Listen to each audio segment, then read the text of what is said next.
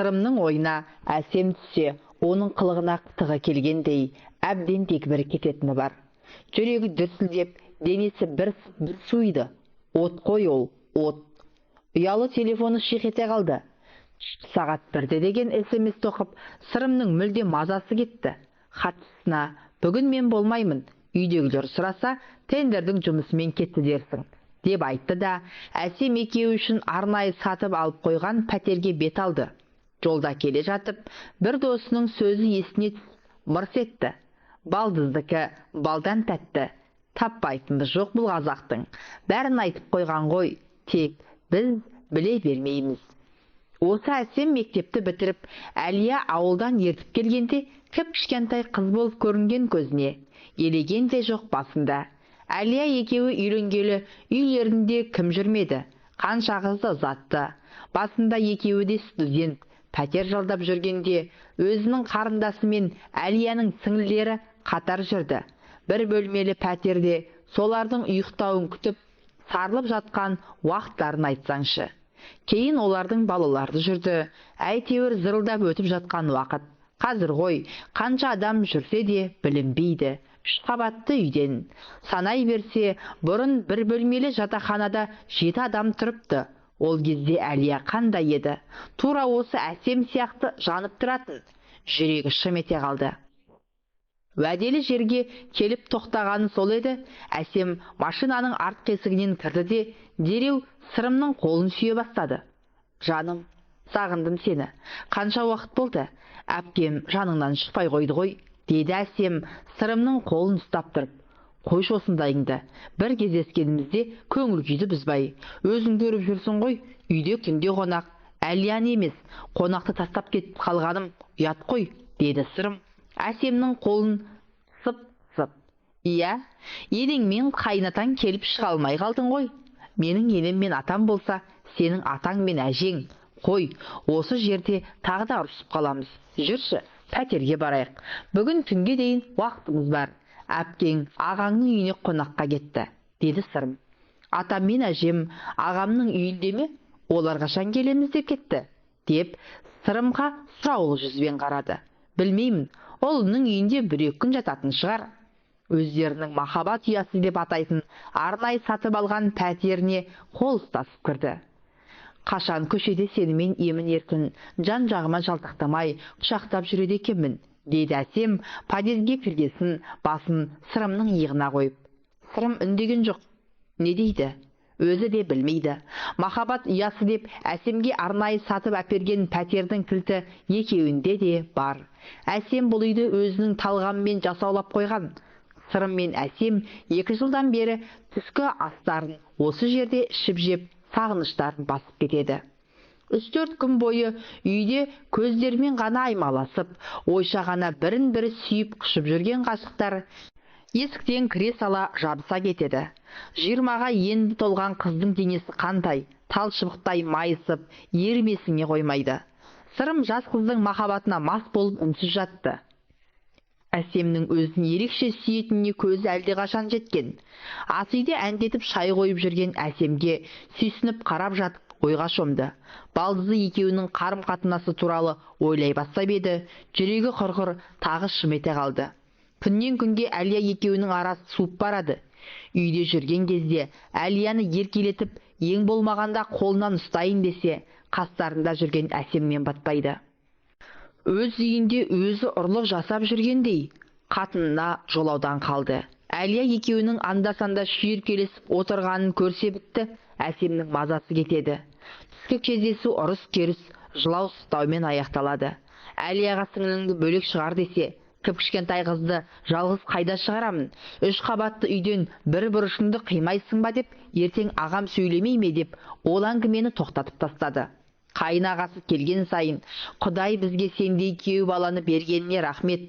Қыздың оқуын төлеп те жатырсыңдар, үйлерінде тұрып та жатыр. Ауылда отырып қызымыз не болды деп қайырмаймыз да уайымдамаймыз. Рахмет деп кетеді. Ал бұл жүр, не істерін білмей басы қатып. Басында жеңіл қалжыңнан басталған балдыз бен жезде ойыны енді міне өзінің ойынша өмірлік машақатына айналып тұр. Тұрыңыз жезде. Шай дайын, деді мазақтай кірген әсемді қолынан ұстап өзіне тартып еді, ол да құшағына құлай кетті. Күндегідей асығыс емес. Бүгін екеуі де еркін. Түнге дейін уақыт бар. Әсем кеше атам мен әжеммен бірге ағамның үйіне барамын деп Әлия әпкесінен сұранып кеткен. Кіші қайнысының үйі маңайда, балдызын кештетіп апарып тастаса болды. Ешкім де күдіктене қоймайды. Ал Әлия бүгін мұны іздестірмеуі тиіс. Екеуі шай ішіп, жаңбырдан кейін шайдай ашылған Алматының ажарына терезеден қарап отырып, өздерін бақытты сезінді. Бірақ бұлардың тып-тыныш, емін-еркін отырыстары ұзаққа созылмайды. Әсемнің ойына әпкесі бітті, түр басы өзгеріп, жездесін қызғанып, жылап-сықтап мазасын кетіреді.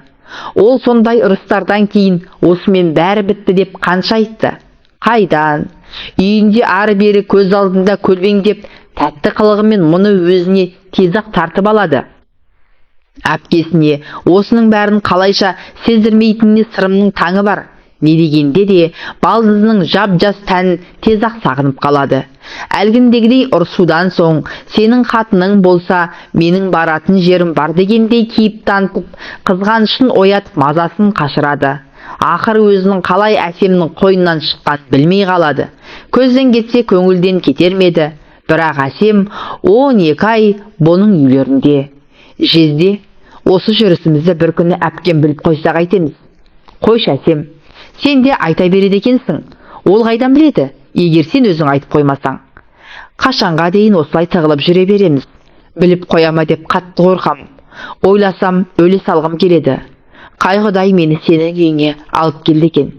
Әсем, осы күнді ұрыспай, ренжіспей өткізейікші. Қанша күннен бері сенің ісіңді сағындым. Саған айтуға оңай. Мен күнде Құдайдан әпкем біліп қоймаса деп тілеймін. Бірақ сені көрген кезде өзімді ұстай алмай қаламын. Мен де ұсталып қалып, елге қарабет болам ба деп қорқамын. Басқа қыз жоқ па, дейді ғой естіген жұрт. Құшағындағы қызды құшақтап жатқан сырым негізі өзінің ешкімнен қорқпайтынын, тек балаларының көңіліне қаяу түсіргісі келмейтінін ойлап жатты. Қасындағы кәсіпкер досы Ерлан да тоқал алып алған. Бірақ бақыттан басы айналып жүргенін көрген жоқ. Бәйбішесі Ерланмен мүлдем сөйлеспейді. Балалары әкесінен көңілдері қалып, бізді бір қатынға бола тастап кетті деп өкпелеп жүр. Тек ақша керек болғасын ғана бәйбіше де, бала да кетпей отыр. Ал тоқалынан бала туып, бәйбішемен басқасудан басқа тірлігі жоқ. Анда-санда кездесіп сөйлесе қалсаң, біздің баламыз екінші сорт, бірінші орында бәйбішенің балалары. Бұл кісінің ойында солар ғана деп зарлайды да отырады. Бүгінде Ерлан өліп өшіп алған тоқалынан безіп отыр. Қазір екі қатынға да қарамай, кездесе кеткен қызбен сыртта көңіл көтеріп жүр. Ана жолы бұл, әсемді алам ба не істеймін деп Ерланға ақыл қос деген кезде Ерлан: Сіреке, менің ақылымды тыңдасаң, бір қатынмен ғана өмір сүруге екен. Сонда адамның көңілі орында, өмір тыныш өтеді екен. Жүрме демеймін, жүр. Бірақ тоқал алып, онымен бақытты болып кетем деп ойлама. Бір-бірінен қызғанып, шақшадай басыңды шарадай қылады. Не қыласың, деді. Бірақ әсемнің жөні басқа сияқты. Өйткені ақшаға бола жүр дейін десе, әпкем біліп қояды деп бір тиын алмайды. Әпкесі берген тиын тебенге қанағат етіп жүре береді. Сырым осы жасқа дейін етегіне намаз оқып жүрген жоқ. Талай қызбен жүрді. Әлия бірін білсе, бірін білмеді. Бірақ сол қыздардың біреуі де бала сүйіп, осы менің некелі жарым болсын деген ой келмепті. Әлия ауылына тойға кеткенде, сырым жұмыстан шыға алмай, үйде қалып, әсемнің қойнына кірген күннен бері тоқал алсам деген ой басынан шыққан емес. Сол күні әлі көз алдында. Ол кезде әсем 18 жасар, аузынан ана сүті кетпеген, кішкентай қыз болатын. Бұл Әлия жоқ болған соң үйге түнделетіп асықпай келді. Машинасынан шығып, қақпаны ашайын деп түскелі жатқанда, қақпаны әсем ашып, бұл машинасымен кірді. Жезде, аспазшы кетіп қалды. Бірақ тамақ дайын тұр, ішесіз бе, деді. Көйлегі қып-қысқа, тал бойына жабысып тұрған әсемге ту сыртынан тұңғыш рет үздіге қарады. Әлия жоқ, ал ұлдарының өзінің сұранып кеткенінен біліп тұрса да. Үйде кім бар, деді. Ешкім жоқ, бәрі кетіп қалды, келіп қалатын шығар, деді де ас үйге қарай жүрді. Сырым да артынан келе жатып, Әсемнің қыз ретінде уылжып тұрғанын көрді. Қай шайтанның түрткені белгісіз, тамақ ішіп отыр. Әсем, шарап ішейік, деді. Бетіне аңтарыла қараған Әсемге ешкім жоқта жезде мен балдыз болып, бір стаканнан ішсек, ешкім сөге қоймас, деп ең жақсы градусы көптеу шарапты көтеріп келді. Шарап та бітті, бұл да өрекпіп, күйіп жанып тұрған қыздың қойнынан бір-ақ шықты. Жуынып, есін жиғасын, Әсем, бірінші түнді сізбен өткізсем деген арманым орындалды, деді. Жылап еңіреп, есімді тандыратын шығар деп қорқып жатқан Сырым таңғалғаннан төсектен тұрып кетті. Сөйтсе Әсем Алматыға келмей тұрып ақ бұған ғашық болып қалған екен. Әлия екеуі жас кездерінде қайын жұрттың жақсылығы мен жаманшылығынан қалмайтын, ел жейтін, нан таппай отырған сол кезде бұлар шетелдік машина мініп, шырттай киініп ауылға баратын. Әрине, ешқашан құр қол барған емес. Әлия барлық туған туыстың жоғын түгендеп, Алматының базарын көшіріп баратын. Әсемнің бала кезінде елдің бәрі Әлияның бағы бар, Сырым жігіттің серкесі ғой, деп ауыздарының суы ағып мақтайды екен. Ел мақтаған жігітті қыз жақтаған деп бекер айтылмаса керек. Әсем де ес білгелі жездесіне ғашық болған көрінеді. Өйткені жездесі өзі көріп жүрген ауылдың жігіттеріне мүлдем ұқсамайды. Сымдай тартылған, ине жіптен жаңа шыққандай костюм шалбар киіп, галстук таққан, қымбат машина мінген жігітке ауылдың талай қыздарының көзі түскен. Оған Әсемнің көзі куә. Іштей жақын туыс сынайтын жездесін сол кезде тұңғыш рет қызғанып еді. Сондықтан оқуын бітіріп Алматыға келгенде әпке жездесінің табалдырығын өрек бөлі көңілмен аттады.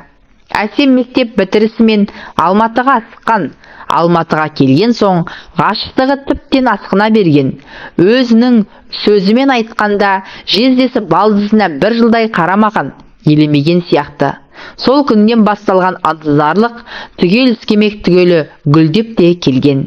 Сырымның түсінгені жап-жас қыздың ғашықтығы еріксіз баурап алады екен.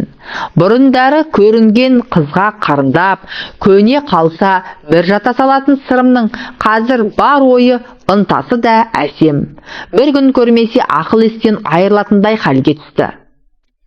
Таң атар атпастан SMS келді. Күтемін депті. Сырым бұл SMS-ке таң қалғаны сонша, ертеңгі асты іше сала жұмысқа бармай, Самал ықшам ауданындағы өздерінің махаббат ұясына келді. Әсемнің бостан-босқа SMS жазбайтынын Сырым білетін. Әртүрлі оймен миы қатып, машинаны әрең айдап келді. Қоңырауды басып еді. Әсем бұны есіктің алдында күтіп отырғандай тез ашты. Көзі жылағаннан ісіп кеткенін көріп, Сырым, не болды, тыныштық па? Дегені сол еді. Әсем мұны бас салып құшақтап, енді не істейміз? Деп аңырай жөнелді. Дегенде шошып кеткен Сырымға Әлия біліп қойды ма деген ой келді. Бірақ қазір ғана үйден шықты ғой. Тыныш еді. Тағы не болды сонша, таң атпастан ойбайлап, деді дәлізден ас үйге қарай жүріп. Мен қарабет болдым, екі қабат болып қалдым, деді артында келе жатып. Сырым ас үйдегі орындыққа әрең жетті. Артына бұрылып жылап тұрған Әсемге қарауға дәті бармады. Балдызымен кездескелі осы сөзден қорқып келген Сырым бұрындары мұндай ойдан аулақ болуға тырысатын. Бәрін ақыл таразасына салып, әр қадамын ойлап басамын деп жүрген Сырым мықтап шатасқан сияқты. Әсем, сәл сабыр етші, қашан білдің? Шынымен екі қабатсың ба? Сақтанып жүрмін дегенің қайда? Сырымның сасып қалған түрін көргеннен соң ба, әлде өзі күйіп тұрма, Әсем теріс жауап бере бастады. Жоқ, өтірік қалжыңдап тұрмын. Жоқ, сен жақында бәрі дұрыс дедің ғой, сақтанып жүрім дегенің қайда? Әй, Құдай жазалайым десе, қарабет қылам десе, қиын емес екен ғой. Кеше сабақта отырып басым айналғансын, құрбыммен дәрігерге барғанмын. Ол кісі қарап гинекологқа жіберді. Содан УЗИге түстім. Міне қара, 5 айдан асып кетіпті. Менде етеккірім жақында ғана келіп кетті. Мүмкін емес десем, 2 қабат болғанда етеккір міндетті түрде тоқтайды деген заң жоқ. Кейбір келіншектерде жүктілік кезінде де етеккір келе береді. Сіздің ағзаңыз сондай әйелдердің қатарына жатады, деді. Деп Сырымға қарады да тағы да жылай бастады. Сырым не дерін білмей, аңырап отырды да қалды. 45-ке келгенше мұндай мүсәпір жағдайды басынан көшіріп көрген жоқ шығар. Бірақ уақыт өткен соң ғана. Жылай бермей бір амалын қарастырайық. Бұл бала маған да, саған да керек жоқ. Мен қазір таныс дәрігерге хабарласамын. Алып тастайды. Деп дауысын қаттырақ шығарып жылай бастаған Әсем сөз айта алмай басын шайқай берді. Аңырамай тоқташы, біреу өлген жоқ қой, деді Сырым, өзін ұстай алмай. Сырымның даусы қатты шықты ма, әлде өзі де шаршады ма? Әсем жылауын кіл тоқтатты. Абортқа кеш, деді дәрігер. Сол ғой менің кешеден бері жылап жүргенім. Не істеймін енді? Әке шешем не дейді енді? Жылай бермеші жаным. Сен маған сенесің ғой. Мен өзім бәрін шешемін. Құдай бұл баланы бізге беріп отырса, онда амал жоқ, туасың. Қалай сонда? Әлия әпкемді қайтеміз? Бір мәнісі болар. 2-3 күнде бір шешімге келермін. Сен оған дейін осы үйде жат. Әпкеңе бірдеңе дей сал, деді де өзі де отыра алмай жұмысқа кеттім деп шығып кетті. Басқа қызға осылай ғашық болса, ешқандай ойланбастан Әлияны тастап кете беретін еді. Ал ол екеуі бір үйдің қыздары болып тұр ғой. Қайнағасы естісе не болар екен? Өзі сондай адал, өмір бойы мектепте сабақ беріп, шәкірт тәрбиелеп, біреудің ала жібін аттамаған жан. Қарындасы екеуі үйленгенде бұларға ең көп қолдау көрсеткен де қайнағасы. Ал мұның істегені мынау. Басқа адам болса, Сырымның байлығына қарап, я дей салар меді. Бірақ қайдам, басқа көнсе де қайнағасы көнбейді-ау. Жазғы демалыста жақындап қалды. Әсемнің де ауылға демалысқа баратын мерзімі жақын. Ал бармаса қалай болады? Сол үшін Әсемді шетелге жіберу керек. Басқа амал жоқ.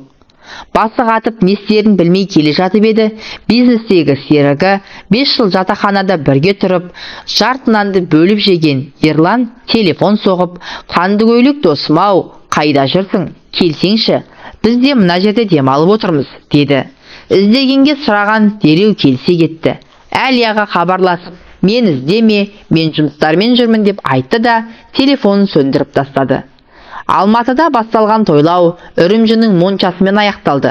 Қытайдың қыздар массажды қалай жасайды десеңіз шіркін. 2 күн Қытай елінде жатып, мүлдем ұялы телефонын қоспаған Сырымға келесі бөлмеде жатқан досы Ерлан келіп, «Тез Алматыға қайту керек», деді де ұшақты дайындата бастады. «Не болды?» деген Сырымға досы келте жауап қайтарды. «Барғасын айтамын», дегесін Сырым ұшақта отырып алып отбасының жағдайын ойлай бастады. Әсемді Испаниядағы үйге жіберемін, ақыры ол бос тұр, оқуын шетелде жалғастырып жатыр деймін деген оймен емін-еркін отыра бергенде Ерлан: «Нұреке, жағдай қиын болып тұр. Жаңа көмекшім хабарласты. Әсем өзін-өзі өлтірмекші болыпты», деді. «Не дейсің?» «Қорқпа, тірі. Бірақ бүкіл ел сенің махаббат хикаяңды естіпті. Әлия адвокат жалдап ажырасамын деп жатқан көрінеді. Қайнағаң ауруханада комада жатыр екен», деп бір тоқтады. Сырым тура қорқынышты түс көріп отырғандай есі шықты. «Бәрі түс болса ғой шіркін. Ереке, не ақыл қосасың?» деді. Басқа сөз аузына түспей. «Қой дегенге көнбедің. Енді сенікі дұрыс болмады деп саған ақыл айту кеш. Жағдайға қарай көресің. Басқа көнсе де қайнаған көнбейді-ау. Менің ақылымды тыңдасаң, Әлияның ашуын бас. Әсем қайда кетер дейсің?» «Қалай?» Өз сұрағына өз жауап бере алмай отырғанда досы қалай жауап берсін? Ұшақтың терезесінен жерге қарады. Балаларым не деп жатыр екен? Ұшақ Алматының әуежайына келіп тоқтаған соң Ерлан: «Сіреке, ер жігіттің басына не келіп не кетпейді. Қатын жолда, бала белде, осыны ұмытпа. Керек болып жатсам хабарласарсың», деп қош айтысып көлігіне мініп кетті. Сырым қайда барарын білмей машинасында біраз ойланды. Үйге барсам, Әлия не дер екен? Құтырған қақпаз, менің сіңлімнен басқа қыз таппадың ба дейді ғой. Ал Әсемге барсам не дер екен? Ары бері ойлатып, үйіне баруды жөн көрді. Неде болса да басын шешіп алған дұрыс қой. Ұшақта ұшып келе жатқан сияқты. Жер картадағыдай телім-телімге бөлініп көрініп тұр. Көзін қайта жұмды. Ұшаққа ұқсамайды, тым-тырыс. Жайлап көзін қайта ашты. Төменге жерге емес, аспанға, үйдің төбесіне қарап жатыр екен. Жердің картасы сияқты көрінген аурухананың төбесі болып шықты. Дауыстап біреуді шақырайын деп еді, деген дыбыстан басқа ештеңе шығара алмады. Аяқ қолын қозғап көрейін деп еді, мүлдем сезбеді. Дауысын естіді ме, әлде өздері тексеруге кірді ме, бірнеше дәрігер палатаға кірді. Сіреке, бізде естіп тұрсыз ба? Деді көз таныс дәрігер төсегіне жақын келіп. Туыстарын шақырдыңдар ма? Тепсе темір үзетін жігітке обал болды. Алып кетеміз десе алып кетсін. Бәрібір жағдайын жеңілдете алмаймыз, деді бір дәрігер. Өзара бір-біріне медицина тілімен сөйлесіп, бастарын шайқап шығып кетті. Маған не болды дейін десе, тілге икем келмей қойды. Дәрігерлер шығысымен Мейірбике кіріп, дәрі-дәрмегін құя бастады. Сырым Мейірбикеден мен қайдамын деп сұрайын деп еді, деген дыбыстан басқа ештеңе шықпады. Мейірбике түсінді ғой деймін. Сіз қалалық хирургияның жансақтау бөліміндесіз. Құдай сақтап, жаныңыз аман қалды. Бірақ инфаркттан кейін оң алуға уақыт керек. Сондықтан сөйлей алмай жатырсыз. Дәрігерлер аяқ қолыңыз жансызданып қалды дейді. Қарындасыңызға хабарластым, келіп қалар, деді де ем-домын жасап шығып кетті. Бәрі ойына түсті. Жүрегі құрғыр тағы да қыса жөнелді. Дәрігерлер қанша айтты, семіздік қан қысымын көтереді, ал ол айналып келіп жүрекке салмақ түсіреді деп. Тыңдады ма? Және соңғы күндері басынан өткен оқиғаларды ешкімнің басына бермесін. Жүрегіне жақын адамдардың бәрінен бір-ақ күнде айырылды.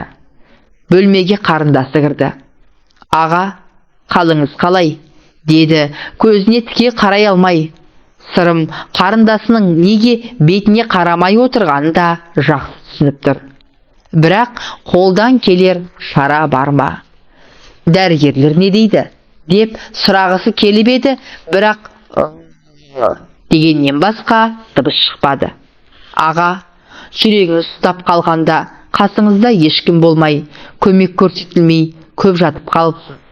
Ертеңгісін ашпасы келгенде ғана дәрігер шақырған. Ал үйдің күзетшілері кірмеген. Сіз қатты мас болған көрінесіз. Олар ұйықтап қалды деп ойлапты. Дәрігердің айтуынша, сіздің денеңіз жансызданып қалған. Емделуге шетелге апарайын десем, сіздің қан қысымыңыз ұшаққа жарамайды екен. Әлия жеңгеме хабарласып едім. Ағаң өліп қалса да бармаймын деді. Аға, өз өміріңізді сонша құртатындай не болды? Деді қарындасы, көз жасын көрсетпеу үшін теріс айналып кетіп. Сырым бүрісіп теріс қарап жылап отырған қарындасымен қосыла жалағысы келді. Қарындасы айтқандай, Сырым өз өмірін өз қолымен тасталған етті. Әлия мен балалары бұны кешіре алмады. Шетелде оқып жатқан үлкен ұлмен бірге боламыз деп, екінші ұлды да алып, Әлия бір жолата шетелге кетіп қалды. Әсемнің қайда екенін білмейді. Әкесі қайтыс болғасын, жездесімен кездеспейтін болған. Қаңыраған зәулім сарайда жалғыз қалған. Сырым өмірі қиыншылық көрмеген жігіт еді-ау. Әкесі совхоздың директоры болды. Сондықтан бала кезден не ішем,